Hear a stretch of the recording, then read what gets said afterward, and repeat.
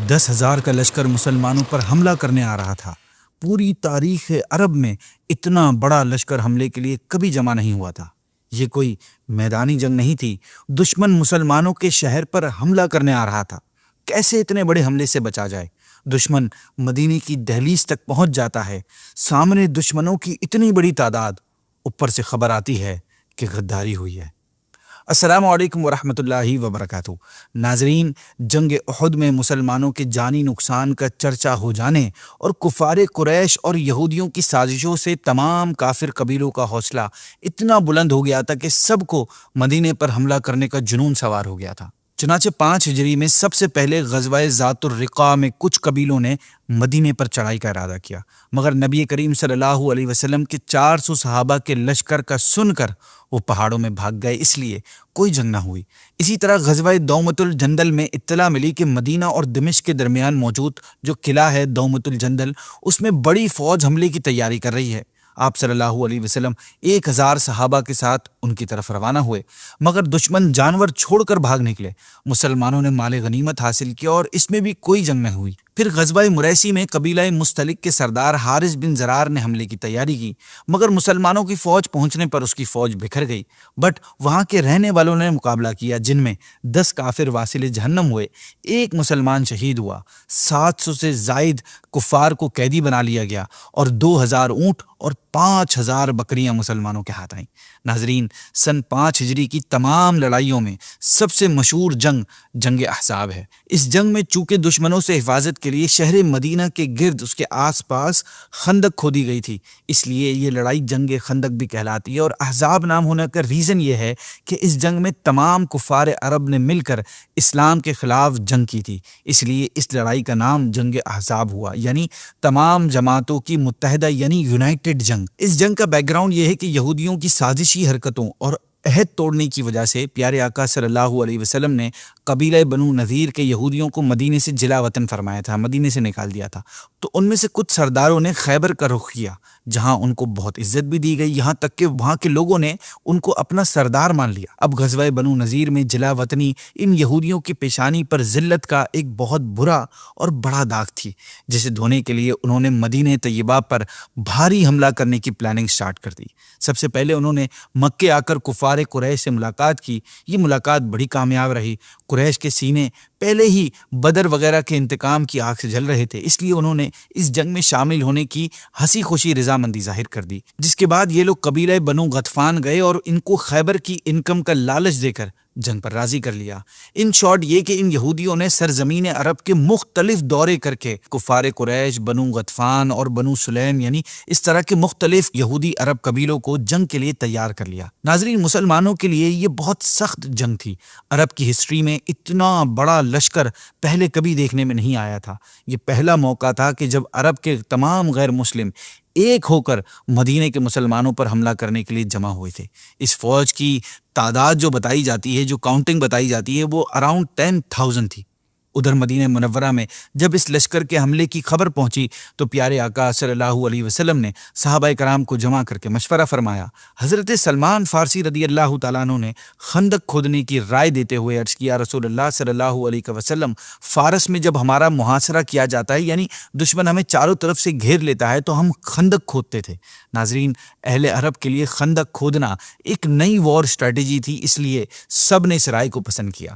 پیارے آقا صلی اللہ علیہ وسلم نے حضرت سلمان فارسی رضی اللہ تعالیٰ عنہ کے مشورے کو قبول فرما لیا اور پھر سلا پہاڑ کے قریب 3000 انصار اور مہاجرین کی فوجوں کو لے کر وہاں پہ پڑاؤ کر ڈالا اور پھر تیزی سے خندق کھودنے کا کام مکمل کیا گیا، جس میں پیارے آقا صلی اللہ علیہ وسلم خود بھی شامل تھے۔ ایک قول کے مطابق 6 دنوں میں خندق کھودنے کا کام مکمل کر لیا گیا۔ اس وقت یہ منظر تھا کہ سلا پہاڑ آپ صلی اللہ علیہ وسلم کی بیک پر تھا، آپ کے سامنے خندق تھی اور خندق کے پار دشمنوں کی فوج تھی۔ ناظرین، یہودیوں اور مشرکین کی فوجوں کو حملہ کرنے سے پہلے تک مدینے میں آباد یہودیوں کا ایک قبیلہ جو آخری بچا ہوا تھا وہ تھا بنو قریظہ۔ یہ میثاق مدینہ کا پابند تھا، یعنی میثاق مدینہ وہ پیس ٹریٹی ہوئی تھی جو ہجرت مدینہ کے بعد مسلمانوں اور یہودیوں کے درمیان سائن ہوئی تھی، جس میں دونوں اس بات کے پابند کیے گئے تھے کہ ایک دوسرے کے دشمنوں کا ساتھ کبھی نہیں دیں گے۔ مگر جنگ احزاب کے وقت بنو نذیر کے سردار حیی بن اخطب نے انسسٹ کر کے بنو قریظہ کو اپنے ساتھ ملا لیا۔ بنو قریظہ نے عین جنگ کے موقع پر مسلمانوں سے غداری کر دی، لیکن اللہ پاک کے فضل و کرم سے ان کی غداری سے مسلمانوں کو کوئی نقصان نہیں پہنچا۔ ان کا انجام کیا ہوا یہ ہم جنگ کے احزاب کے بعد سنیں گے۔ مشرکین اور یہود کی فوجوں نے مدینہ منورہ پر حملہ کیا تو صحابہ کی ایمانی طاقت اور خندق ان کے آڑے آئی۔ انہوں نے خندق کے پاس پڑاؤ ڈال کر محاصرہ یعنی گھیرنے کی وجہ سے ریزن سے مورچے بنائے۔ کچھ کفار نے تنگ جگہ سے خندق کو پار کرنے کی کوشش کی، ان میں سے کچھ کامیاب بھی ہوئے، مگر پھر خندق کے اس پار پیارے آقا صلی اللہ علیہ وسلم کی جانثار صحابہ کے ہاتھوں اپنے انجام کو پہنچے۔ اس لڑائی میں دوران محاصرہ دونوں طرف سے ہونے والی تیر اندازی اور اس طرح کی معمولی جھڑپیں کے علاوہ باقاعدہ کوئی جنگ نہ ہو سکی۔ پھر الٹیمیٹلی سخت موسم، لمبا ہوتا ہوا محاصرہ، راشن کا ختم ہو جانا اور یہودیوں کی دغابازی کی خبروں کی وجہ سے پیدا ہونے والی جو ٹینشنیں تھیں، یہ چیزیں پہلے ہی لشکر کفار کے لیے درد سر تھیں۔ اس پر مزید اللہ پاک کی طرف سے مسلمانوں کی مدد کے طور پر ایک ایسی سخت آندھی آئی کہ کفار کی دیگیں جو چولہوں پر رکھی ہوئی تھی وہ الٹ پلٹ ہو گئیں، خیمے اکھڑ اکھڑ کر آگے پیچھے ہو گئے اور اب کافروں پر ایسی دہشت طاری ہوئی کہ انہیں بھاگنے کے سوا کوئی اور راستہ سمجھ ہی نہیں آ رہا تھا۔ چنانچہ کفار کے کمانڈر یہ کہتے ہوئے اپنی فوج کو واپس چلنے کا کہا کہ خدا کی قسم ہمارے جانور مر رہے ہیں، یہودی ہم سے دغا کر چکے ہیں، اور پھر یہ آندھی تو تم دیکھ ہی رہے ہو کہ نہ یہ ہانڈیاں چولہوں پر ٹک رہی ہیں، نہ ہم آگ جلا سکتے ہیں اور نہ ہی یہاں کوئی خیمہ بنا سکتے ہیں، لہٰذا ہمارا محاصرہ بیکار کی کوشش کے سوا اور کچھ نہیں ہے۔ چنانچہ اس کے بعد مشرکین دم دبا کر بھاگ نکلے اور یہودی بھی اپنے قلعوں کی طرف چل دیے۔ اب مدینہ منورہ کی سرزمین اس ناپاک لشکر کے وجود سے پاک و صاف تھی، سو اسلامی لشکر بھی واپس مدینہ منورہ آ گیا۔ اس جنگ میں مسلمانوں کا زیادہ جانی نقصان نہیں ہوا، کل 6 مسلمان شہید ہوئے، مگر انصار کی ایک بہت بڑی شخصیت قبیلہ اوس کے سردار یعنی حضرت سعد بن معاذ رضی اللہ تعالیٰ عنہ ایک تیر سے زخمی ہو گئے اور پھر آپ کو شفا نہ مل سکی۔ ناظرین، شہر مدینہ کے کامیاب دفاع کے بعد، ڈیفنس کے بعد، یہ اتحادی فوج تو شکست کھا کر چلی گئی، مگر اب باری تھی معاہدے کے پاس نہ رکھنے والے یہودی قبیلے بنو قریظہ کی، جنہوں نے حالت جنگ میں اپنا معاہدہ توڑا، اپنا کانٹریکٹ چھوڑ دیا۔ چنانچہ جنگ خندق سے فارغ ہو کر پیارے آقا صلی اللہ علیہ وسلم نے اعلان فرمایا کہ لوگ ابھی ہتھیار نہ اتاریں اور بنو قریظہ کی طرف روانہ ہو جائیں۔ پیارے آقا نے ان کے قلعوں کا محاصرہ فرما لیا جو کہ 25 دن تک جاری رہا۔ پھر بالآخر بنو قریظہ کی لڑاکا فوجوں کو ان کے سرداروں سمیت یعنی اس اتحادی فوج کے مرکزی کردار حیی بن اخطب اور معاہدے کی خلاف ورزی کرنے والے بنو قریظہ کے سردار کعب بن اسد کو واصل جہنم کر کے گھڑوں میں ڈال دیا گیا۔ یوں مدینہ منورہ کی پاک سرزمین سے یہودیوں کا مکمل طور پر خاتمہ ہو گیا۔ جہاں تک کفار قریش کی بات ہے تو جنگ احزاب کے بعد سن 6 ہجری میں مسلمانوں کا کفار قریش سے ایک معاہدہ ہو گیا تھا، جس کی وجہ سے کفار قریش سے جنگوں کا سلسلہ رک گیا تھا۔ یہ معاہدہ تھا صلح حدیبیہ۔ 6 ہجری کے تمام واقعات میں سب سے اہم اور شاندار واقعہ صلح حدیبیہ اور اس سے پہلے بیعت رضوان کا واقعہ ہے۔ ان دونوں واقعات کا بیک گراؤنڈ یہ ہے ناظرین کہ 6 ہجری میں ذوالقعدہ کے مہینے میں پیارے آقا صلی اللہ علیہ وسلم نے اپنے 1400 صحابہ کرام کے ساتھ عمرے کا احرام باندھ کر مکے کے لیے روانہ ہوئے۔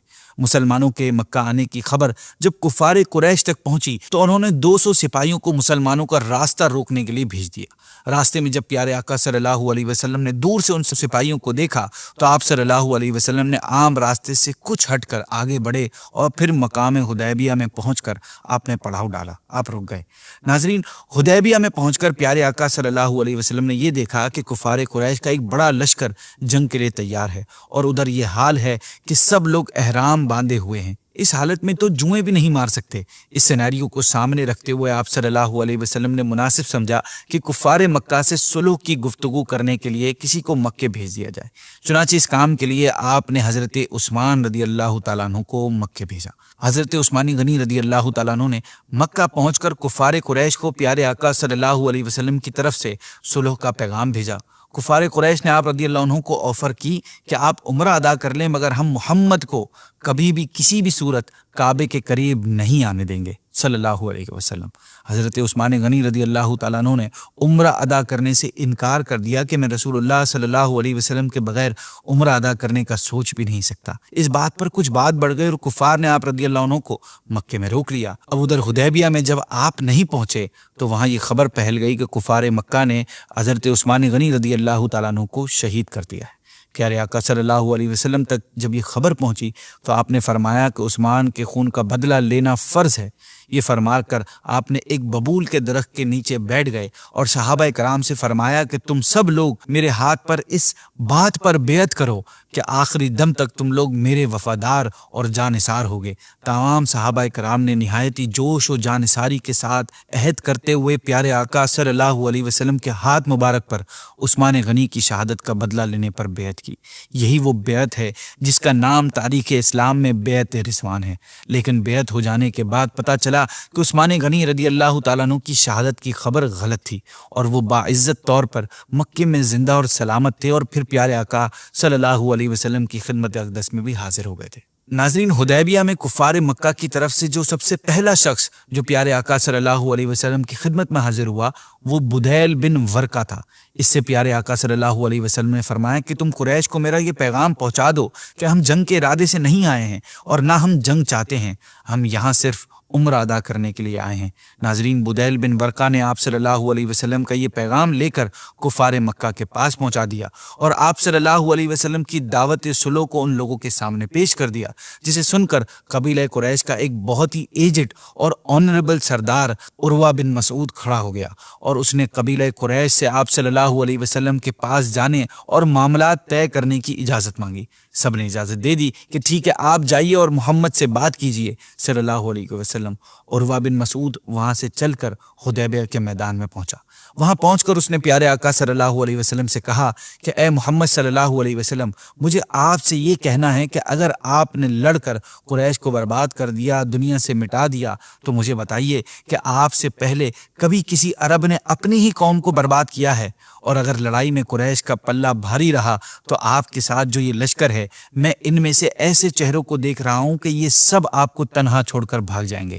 ناظرین، عروہ بن مسعود کا یہ جملہ ابو بکر صدیق رضی اللہ تعالیٰ عنہ سے برداشت نہ ہوا، چنانچہ آپ نے تڑپ کر کہا کہ اے عروہ، چپ ہو جا، کیا ہم بھلا اللہ کے رسول صلی اللہ علیہ وسلم کو چھوڑ کر بھاگ جائیں گے؟ ناظرین، عروہ بن مسعود اپنے آپ کو سب سے بڑا آدمی سمجھتا تھا، اس لیے جب بھی وہ آپ صلی اللہ علیہ وسلم سے کوئی بات کہتا تو ہاتھ بڑھا کر آپ کی داڑھی مبارک پکڑ لیتا تھا اور بار بار آپ کی مقدس داڑھی پر ہاتھ ڈالتا تھا۔ اس کی یہ حرکت جب آپ صلی اللہ علیہ وسلم کے پیچھے کھڑی ننگی تلوار لیے حضرت مغیرہ بن شعبہ رضی اللہ تعالیٰ عنہ نے دیکھی تو وہ اس کی اس حرکت کو برداشت نہ کر سکے۔ عروہ بن مسعود جب داڑھی مبارک کی طرف ہاتھ بڑھاتا تو وہ تلوار ہینڈل اس کے ہاتھ پر مار کر اسے کہتے کہ داڑھی مبارک پر اپنا ہاتھ ہٹا لے۔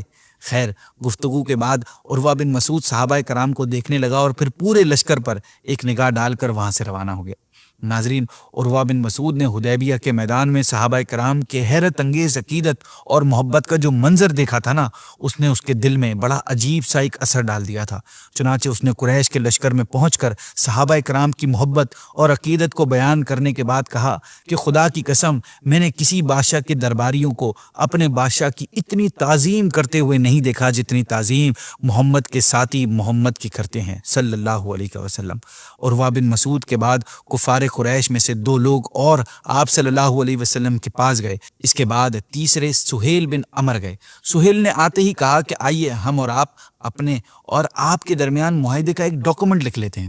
پیارے آقا صلی اللہ علیہ وسلم نے اس کو منظور فرما لیا اور مولا علی رضی اللہ تعالیٰ عنہ کو ڈاکومنٹ لکھنے کے لیے بلایا۔ سہیل بن عمر نے اور پیارے آقا صلی اللہ علیہ وسلم نے دونوں نے اپنے درمیان بیٹھ کر کافی دیر تک صلح کی شرائط پر گفتگو ہوتی رہی۔ پھر بالآخر کچھ شرطوں پر دونوں نے اتفاق کر لیا۔ اس ایگریمنٹ میں یہ طے کیا گیا کہ مسلمان اور کفار قریش کے درمیان 10 سال تک لڑائی بالکل بند رہے گی۔ مسلمان اس سال بغیر عمرہ ادا کیے واپس چلے جائیں، آئندہ سال عمرے کے لیے آئیں اور صرف 3 دن مکے میں ٹھہر کر واپس چلے جائیں۔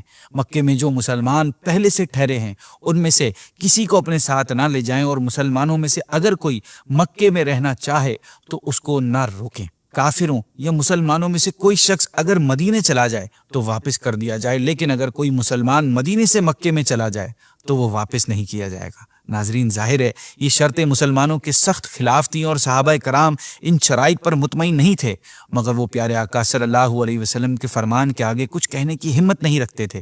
اس صلح کے بعد پیارے آقا صلی اللہ علیہ وسلم نے اپنے اصحاب کے ساتھ بغیر عمرہ ادا کیے مدینہ منورہ واپسی کے لیے روانہ ہو گئے۔ اس صلح کے بارے میں اگرچہ اسٹارٹ میں صحابہ کرام کے خیالات اچھے نہیں تھے، مگر اس کے بعد کے واقعات نے بتا دیا کہ در حقیقت یہی صلح تمام فتوحات کی کنجی ثابت ہوئی۔ تمام جو جنگیں جیتی گئیں اس کی جو اصل کی تھی وہ یہی تھی، اور سب نے مان لیا کہ واقعی صلح حدیبیہ ایک ایسی فتح مبین تھی جو مکے میں اسلام پھیلنے بلکہ فتح مکہ کا ذریعہ بھی بن گئی۔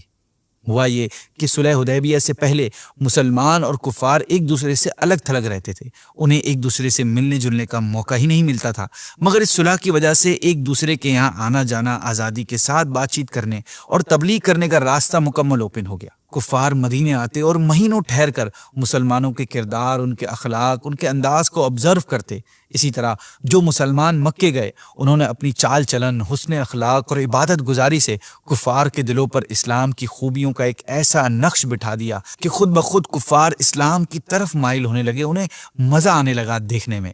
چنانچہ تاریخ گواہ ہے کہ صلح حدیبیہ سے فتح مکہ تک کفار اتنی بڑی تعداد میں مسلمان ہوئے کہ اس سے پہلے کبھی نہیں ہوئے تھے، اور وہ جو ایک شرط تھی صلح حدیبیہ میں کہ مکے سے جو مسلمان مدینہ آئے گا اسے واپس بھیج دیا جائے گا، یہ شرط کفار قریش نے بعد میں خود ہی ختم کروا دی تھی، کیونکہ مکے کے مسلمان اب مدینے نہیں جا رہے تھے، اسی ڈر سے کہ واپس لوٹا دیے جائیں گے، سو وہ راستے میں کسی ایسی علاقے میں جمع ہو کر رہنے لگے جہاں سے مکے کے تجارتی قافلے گزرتے تھے، اور پھر انہوں نے ان قافلوں کو لوٹنا شروع کر دیا۔ اس سے پریشان ہو کر آخرکار قریش نے خود یہ شرط ختم کروا دی، اور اس طرح مسلمانوں کو مدینہ آنے کی اجازت دے دی گئی۔ اب صلح حدیبیہ کے بعد جنگ کے خطرات ٹل گئے اور ہر طرف امن و سکون کا ماحول بن گیا، تو چونکہ پیارے آقا صلی اللہ علیہ وسلم کی نبوت اور رسالت کا دائرہ صرف خطہ عرب تک ہی لمیٹڈ نہیں تھا، بلکہ آپ صلی اللہ علیہ وسلم تمام کائنات کے لیے نبی بنا کر بھیجے گئے تھے۔ اس لیے آپ صلی اللہ علیہ وسلم نے اب ارادہ فرمایا کہ اسلام کا پیغام تمام دنیا میں پہنچا دیا جائے۔ چنانچہ پھر آپ صلی اللہ علیہ وسلم نے روم کے بادشاہ قیصر، فارس کے بادشاہ کسرا، حبشہ کے بادشاہ نجاشی، مصر کے بادشاہ عزیز اور دوسرے عرب و عجم کے بادشاہوں کے نام بھی دعوت اسلام کے خطوط یعنی لیٹرز روانہ فرمائے۔ ان میں سے کچھ نے اسلام قبول کرنے سے بالکل انکار کر دیا، اور کچھ خوش نصیبوں نے اسلام قبول کر کے آپ صلی اللہ علیہ وسلم کی خدمت میں اپنے جوابات بھی بھیجے۔ اس کے آگے کیا حالات انفولڈ ہوئے انشاءاللہ ہم نیکسٹ ایپیسوڈ میں سنیں گے۔ اگر آپ نے ابھی تک ہمارے یوٹیوب چینل کو سبسکرائب نہیں کیا تو آئی ول ریکویسٹ یو کہ ہمارے دعوت اسلامی کی یوٹیوب چینل کو سبسکرائب بھی کر لیں اور اس ویڈیو کو لوگوں کے ساتھ شیئر بھی کریں۔ جزاک اللہ۔ السلام علیکم ورحمۃ اللہ وبرکاتہ۔